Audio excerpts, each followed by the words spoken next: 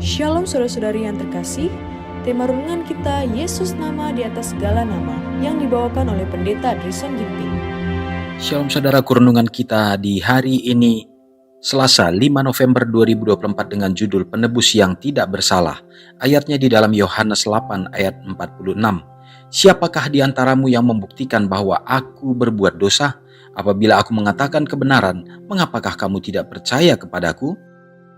Dari kejatuhan Yerusalem, pikiran Yesus beralih kepada suatu penghukuman yang lebih luas.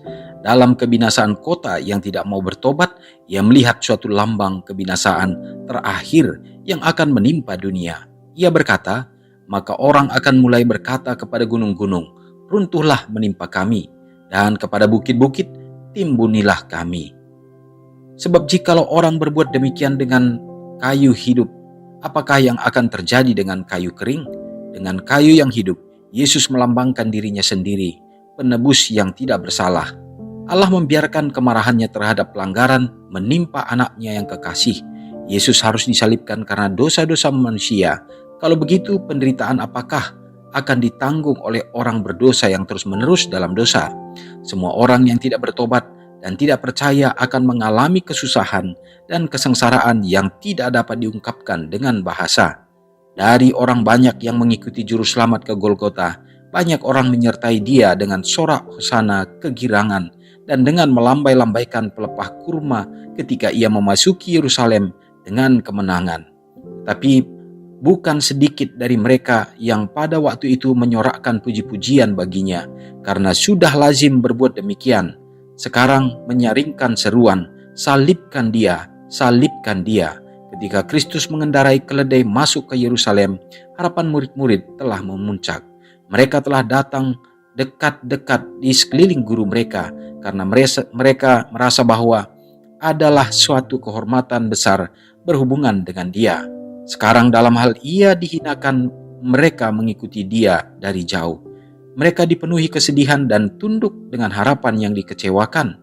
Alangkah benarnya perkataan Yesus, malam ini kamu semua akan tergoncang imanmu karena aku. Sebab ada tertulis, aku akan membunuh gembala dan kawanan domba itu akan tercerai-berai. Dalam Matius 26 ayat 31. Setelah tiba di tempat pelaksanaan penghukuman mati, orang-orang tahanan itu diikatkan pada alat penyiksaan. Kedua pencuri bergumul di tengah-tengah orang yang menaruh mereka di atas salib. Tetapi Yesus tidak mengadakan perlawanan. Ibu Yesus yang dipapa oleh Yohanes, murid yang kekasih, telah mengikuti langkah anaknya ke Golgota. Ia telah melihat dia pingsan dan dibawa di beban salib, dan rindu menopang kepalanya yang luka dan membasuh dahi yang pernah dibantalkan dadanya. Tetapi ia tidak diperkenankan. Dengan murid-murid ia masih mendambakan harapan bahwa Yesus akan menunjukkan kuasanya dan melepaskan dirinya dari musuh-musuhnya. Sekali lagi hatinya hancur ketika ia teringat akan kata-katanya dalamnya ia telah meramalkan peristiwa yang justru sedang terjadi pada saat itu. Renungkan lebih dalam.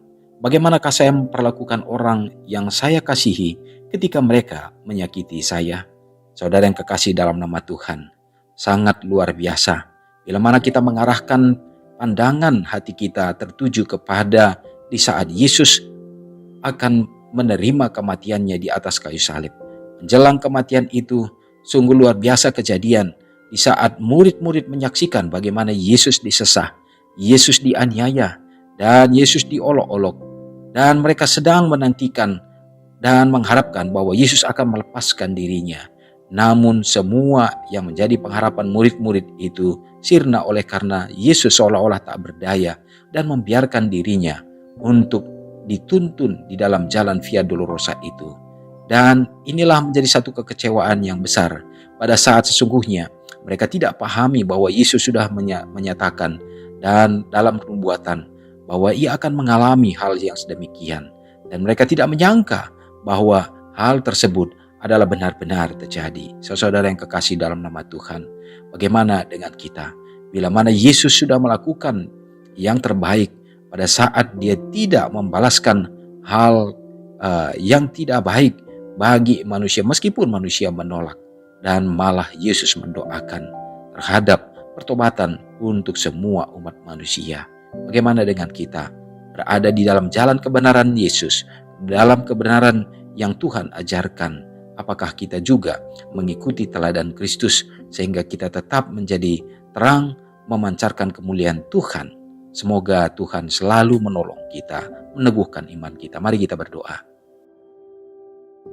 Ya Allah, ya Bapa kami, terima kasih ya Tuhan atas segala berkat karunia Tuhan melalui kehadiran Yesus Kristus di dalam dunia ini yang menebus dosa kami dan sekaligus teladan untuk kami dapat ikuti ya Bapa, teladan yang penuh dengan kasih.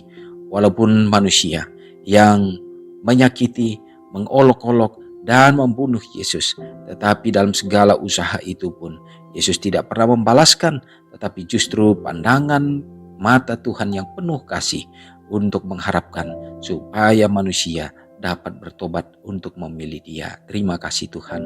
Biarlah pekabaran ini akan menguatkan kami dan tolong kami juga untuk bisa hidup di dalam Tuhan, mengasihi Kristus yang sudah lebih dahulu mengasihi kami. Hari ini Tuhan, kami serahkan hidup kami ke dalam tangan Tuhan.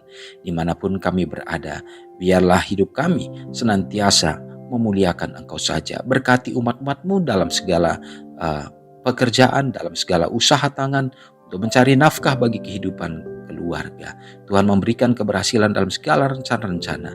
Dan juga ya Tuhan, biarlah kiranya melalui berkat yang limpah Tuhan karuniakan umat-umat-Mu dapat menjadi saluran kasih dimanapun berada. Berkati juga umat-umat-Mu yang berada dalam keadaan sakit, yang lemah iman, biarlah Engkau yang akan teguhkan dan berikan pemulihan.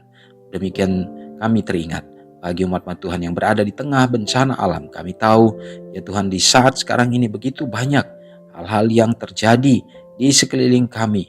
Bahkan oleh karena faktor cuaca sekarang ini, Tuhan juga akan menolong ya Bapa, luputkan, dan Engkau yang akan selalu menyelamatkan. Demikian juga bagi orang-orang tua yang sudah lanjut usia, peliharakan hidup mereka ya Bapa. Berdoa bagi bangsa dan negara kami. Tentu Tuhan juga menjadi harapan kami untuk dapat menuntun para pemerintahan ya Bapa, supaya harapan kami, kerinduan kami tetap memiliki kebebasan dalam memuji memuliakan Tuhan dan juga menyebarluaskan kabar Injil ini sehingga semakin banyak jiwa-jiwa yang akan bersedia dalam mengikuti kebenaran Kristus dan menantikan Yesus yang akan datang. Pujilah Tuhan untuk segala berkat-Mu yang akan menjadi bagian kami sepanjang hari ini serta mengampuni dosa kami Tuhan. Doa ini hamba-Mu serahkan dalam nama Yesus yang sudah menjadi juru selamat kami. Amin. Selamat pagi, selamat beraktivitas, Tuhan Yesus memberkati. Ingatlah Matius 5 ayat 13-16. Biarlah kamu menjadi garam yang mengasinkan dan terang yang menyinari kehidupan orang lain. Jangan lupa subscribe, like, dan share ke seluruh dunia.